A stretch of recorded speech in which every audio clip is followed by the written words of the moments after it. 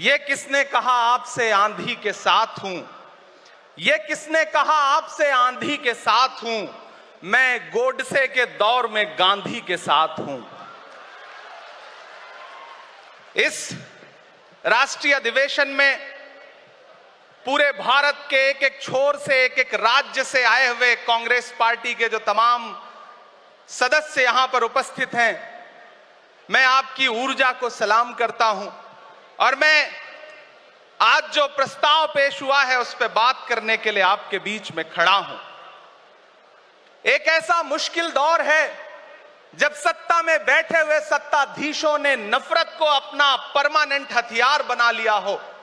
ऐसे समय में कांग्रेस पार्टी देश के हर कोने में जा करके मोहब्बत की बात कर रही है, प्यार की बात कर रही है और इस जो कार्यक्रम का नाम है वो न्याय पथ है।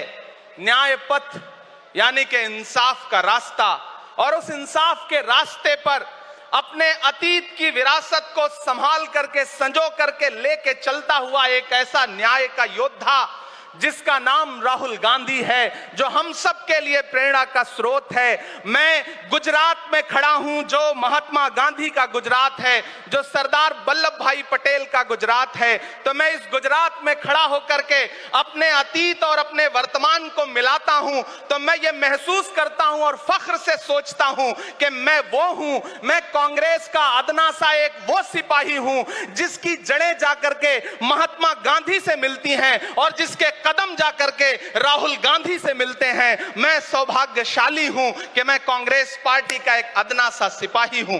साथियों, मैं कोई लंबा चौड़ा भाषण करने के लिए नहीं खड़ा हूं, बस आपसे यह कहना चाहता हूं, ये जो न्याय का पथ है, हम सब इस न्याय के पथ पर चलने के लिए संकल्पित हैं। हमारा समर्पण इस न्याय के पथ के लिए है, हमारा संघर्ष इस न्याय के पथ के लिए है। मेरे भाई शशि थरूर जी बोल रहे थे, सचिन पायलट जी ने बोला, हमारी बहन गेनी बहन ने बोला, उसके बाद इमरान बोल रहा है। इन चार नामों में ही आप ये पाएंगे कि उत्तर से लेकर के दक्षिण से लेकर के गुजरात से लेकर उत्तर प्रदेश तक कांग्रेस यही तो है। कांग्रेस यही तो है, देश को समेटने और एकजुट करने का नाम कांग्रेस है। मुझे याद है कि जब कन्याकुमारी के साहिल पर खड़े होकर के, समंदर के साहिल पर खड़े होकर के हमारे नेता राहुल गांधी जी ने कहा था कि मैं 4000 किलोमीटर चलूंगा, एक नारा लगाऊंगा, नफरत छोड़ो भारत जोड़ो। हम सारे लोग उनके कंधे से कंधा मिला करके, उनके कदम से कदम मिला करके 4000 किलोमीटर चलते रहे। मैंने देखे हैं राहुल गांधी जी के पांव के छाले, मैंने देखा है उनका बहता हुआ पसीना। लेकिन हम आपसे पूछना चाहते हैं और इस स्टेज पर मौजूद कांग्रेस पार्टी के अपने तमाम वरिष्ठ नेताओं से भी ये निवेदन करना चाहते हैं कि जिस पथ पर, जिस इंसाफ के रास्ते पर राहुल गांधी इस मुश्किल वक्त में निकले हैं, हम उस लड़ाई में किस तरह से, कितने जोश के साथ राहुल गांधी जी के साथ खड़े हैं, यही तय करेगा। राहुल जी ने कहा है कि अगला निशाना, अगली जीत, अगला राज्य जहां कांग्रेस पार्टी जीतेगी वो गुजरात होगा। तो याद रखिए कि हार तब होती है जब ठान लिया जाता है, हार तब होती है जब मान लिया जाता है, जीत तब होती है जब ठान लिया जाता है। अगर हमने ठान लिया कि जहां से आज सत्ता के शीर्ष पर बैठे हुए लोग नफरत परोसने का काम कर रहे हैं, असमानता का काम कर रहे हैं, संस्थाओं को कुचलने का काम कर रहे हैं, उनके खिलाफ अगर हमने उन्हीं जड़ों में जाकर के मेहनत की हिम्मत दिखाई तो मुझे पूरा यकीन है कि जिस तरह अंग्रेजों के खिलाफ लड़ते हुए कांग्रेस पार्टी ने इस देश को स्वतंत्रता संग्राम के जरिए आजादी दिलाई थी, तो यह लड़ाई भी उस स्वतंत्रता संग्राम से कम नहीं है। उस लड़ाई का नेतृत्व महात्मा गांधी जी कर रहे थे, तो इस लड़ाई का नेतृत्व राहुल गांधी जी कर रहे हैं और हम सारे लोग राहुल गांधी जी के साथ खड़े हैं। हो सकता है कुछ लोग इस सफर में, इस मुश्किल सफर में छोड़ के चले गए हों, उन्हें नजरअंदाज करिए और एक नई पीढ़ी, एक नई ऊर्जा के साथ राहुल जी के साथ खड़ी हो।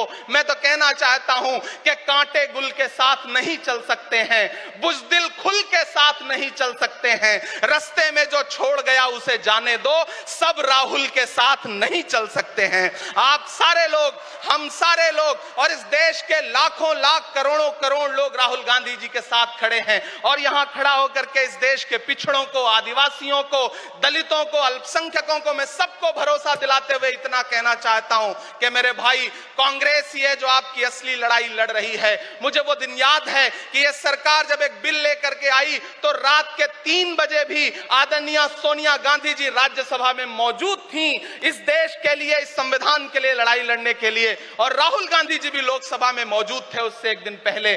जिस संजीदगी के साथ वो लड़ाई लड़ रहे हैं, हम सारे लोग उनके साथ खड़े हैं। और मैं ज्यादा भाषण नहीं करूंगा, जाते जाते बस आपसे इतना कह के जाना चाहता हूं साथियों कि यह न्याय का पथ और एक छोटी सी कविता, और उस कविता का जो शीर्षक है, उस कविता का जो हीरो है वो मंच पे मौजूद है। मैं चाहता हूं पीछे तक एक बार दोनों हाथ उठा करके तालियां बजाएं। मैं अगले 1 मिनट के कविता सुना करके यहां से आपसे विदा लूंगा। कन्याकुमारी से जो सफर शुरू हुआ था वो अहमदाबाद तक लगातार जारी है और आगे भी जारी रहेगा। और कल ही राहुल जी परसों बिहार से लौटे हैं, तब यह कविता मैं सुनाता हूं कि उदास मौसम बदल रहा है, उदास मौसम बदल रहा है, धुएं का पर्वत पिघल रहा है, दिलों में लावा उबल रहा है। सुबह सुबह जब हुजूम लेकर सफर पे निकले तो यूं लगे है कि जैसे सूरज निकल रहा है। वो चल रहा है, वो चल रहा है। वो कह रहा है कि नफरतों से जो दिल है टूटे मैं जोड़ दूंगा। एक नारा नफरत छोड़ो भारत जोड़ो, एक नारा नफरत के बाजार में मोहब्बत की दुकान खोल ली है। वो कह रहा है कि नफरतों से जो दिल है टूटे मैं जोड़ दूंगा। वो कह रहा है हर एक दरिया हर एक तूफान को मोड़ दूंगा। सुनो सितमगर न समझो डर कर मैं अपने लोगों को छोड़ दूंगा। सितम की गर्दन मरोड़ दूंगा। सितमगरों की हर एक ख्वाहिश हर एक साजिश कुचल रहा है। वो चल रहा है, वो चल रहा है। अंतिम पंक्तियां पढ़ता हूं कि जमाने भर की तमाम माओं ने हाथ उठाकर दुआएं दी हैं। जमाने भर की तमाम माओं ने हाथ उठाकर दुआएं दी हैं। तमाम बच्चों ने इस तपस्वी का माथा चूमा, बलाएं ली हैं। जो नफरतों का जहर भरा है ये बन के शंकर निगल रहा है। वो चल रहा है, वो चल रहा है। मोहब्बतों की किताब लेकर लबों पे अपने गुलाब लेकर, मोहब्बतों की किताब लेकर लबों पे अपने गुलाब लेकर, सुनहरे रंगों का ख्वाब लेकर वो आया है इंकलाब लेकर। बलाएं रास्ता बदल रही हैं, फजाएं खुशबू में ढल रही हैं। ये नफरतों का निजाम बदले, हिकारतों का कलाम बदले।